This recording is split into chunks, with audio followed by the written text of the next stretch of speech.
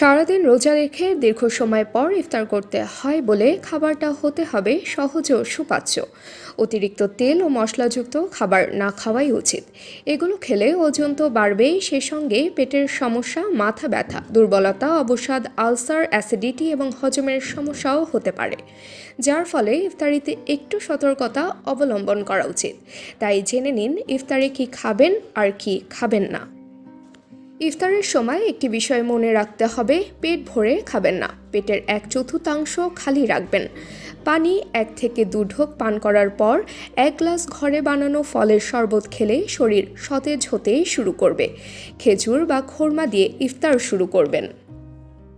ইফতারের পর থেকে সেহরির আগ পর্যন্ত 8 থেকে 10 গ্লাস পানি না খেলে হজমের সমস্যা হতে পারে, তাই ইফতারের পর পানি পান করার চেষ্টা করুন। সবজি ও ফল খাবেন। ইফতারে রাখবেন আমিষ, শর্করা, চর্বি, ভিটামিন, খনিজ জাতীয় খাবার। আঁশযুক্ত খাবারের মধ্যে লাল আটা, বাদাম, বিনস, ছোলা, ডাল ইত্যাদি খেতে পারেন। কলাও খাবেন, কারণ একটি কলায় প্রায় 105 ক্যালোরি থাকে। রোজার শেষে শরীর, মস্তিষ্ক ও স্নায়ুকোষ খাবারের মাধ্যমে তাৎক্ষণিক শক্তির যে যোগান চায়, কলা সেটি পূরণ করতে পারে। অতিরিক্ত তেল ও মশলাযুক্ত খাবার, ছোলা ভুনা, পেঁয়াজু, বেগুনি, চপ, হালিম, বিরিয়ানি ইত্যাদি বাদ দিতে হবে। পাশাপাশি চিনিযুক্ত খাবার খাবেন না।